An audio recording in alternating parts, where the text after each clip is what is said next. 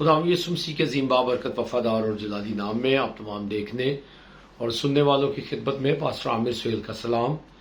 آج ایک نئے خیال کے ساتھ آپ کے سامنے حاضر ہوئے ہیں، اور آج جس خیال پر میں بات کرنا چاہتا ہوں وہ ہے بے اعتقادی، ایمان کی کمی کا ہماری لائف کے اندر ہونا،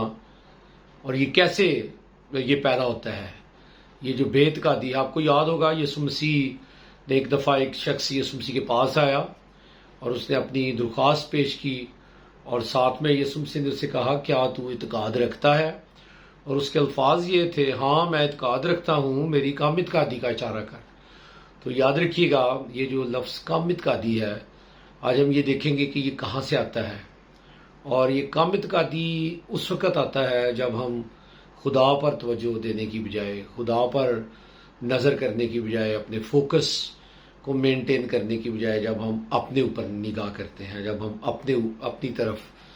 دیکھتے ہیں۔ تو یاد رکھیے یہ کم اعتقادی کی جب بھی ہم بات کرتے ہیں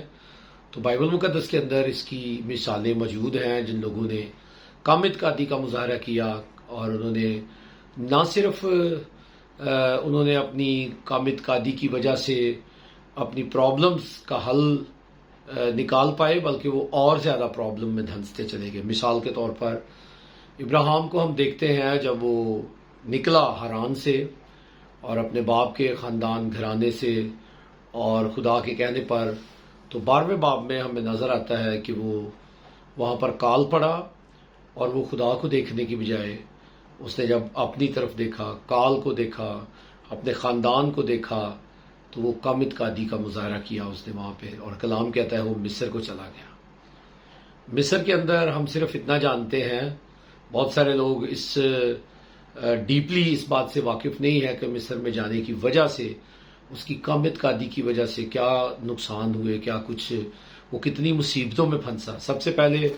کلام میں لکھا ہے کہ جو مصر کا جو بادشاہ تھا، جب اس نے اس کی بیوی کو دیکھا تو اس نے اس کو لے لیا، اور اس نے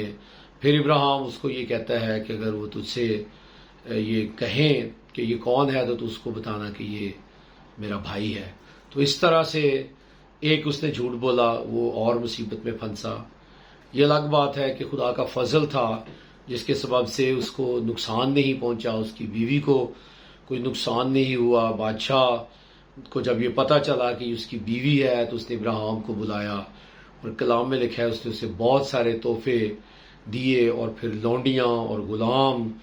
اور بہت سارے گفٹس دے کر اس کو کہا کہ وہ تو یہاں سے روانہ ہو، یہاں سے نکل۔ اور انہی تحفوں کے اندر، ان لونڈیوں کے اندر ہاجرہ آئی تھی، جو بعد میں ابراہیم کے خاندان کے لیے وقت نہیں ہے کہ میں اس کی ڈیٹیل میں جاؤں، لیکن آپ جانتے ہیں کہ اس کی وجہ سے اسماعیل آتا ہے، اسماعیل کی وجہ سے وہ ایک پرابلمز میں دھنستے چلے جاتے ہیں، جس کی وجہ سے ابراہیم کی جو اسحاق والی برکت ہے وہ بھی ہمیں لیٹ ہوتی ہوئی نظر آتی ہے۔ تو یہ کیسے ہوا؟ اس کی بے اعتقادی کی وجہ سے۔ اس نے کال دیکھا، اور اس نے خدا پر دیکھنے کی بجائے، خدا پر توکل کرنے کی بجائے کم اعتمادی کا مظاہرہ کیا اور مصر چلا گیا۔ ایک اور مثال دینا چاہتا ہوں یوحنا کے باپ کی، میں زکریا کی بات کر رہا ہوں، کاہن کی۔ جب اس کو فرشتہ نے کہا کہ تیرے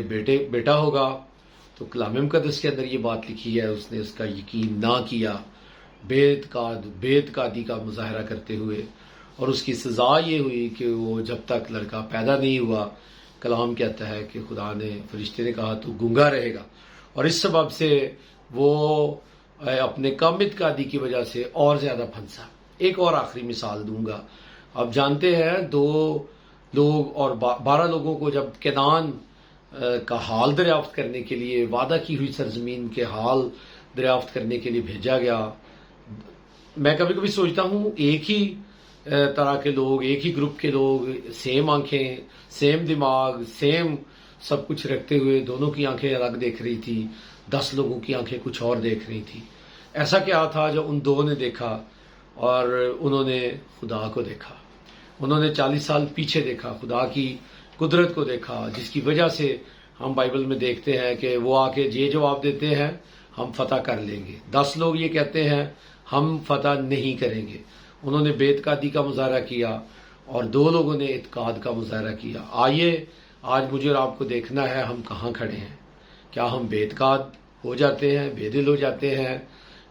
کم ایمان ہونے کا مظاہرہ کرتے ہیں، بے اعتقادی کا مظاہرہ کرتے ہیں؟ تو آج ضرورت ہے کہ ہم اس شخص کی طرح یسوع مسیح سے کہیں میری کم اعتقادی کا چارہ کر، اور اس کم اعتقادی کے سبب سے جن جن مسائل میں ہم آج الجھ گئے ہیں، جن جن مشکلات میں ہم دھنستے چلے جا رہے ہیں، ان سے نکل پائیں۔ خدا ہمیں ایسا کرنے کے لیے توفیق اور فضل بخش دے۔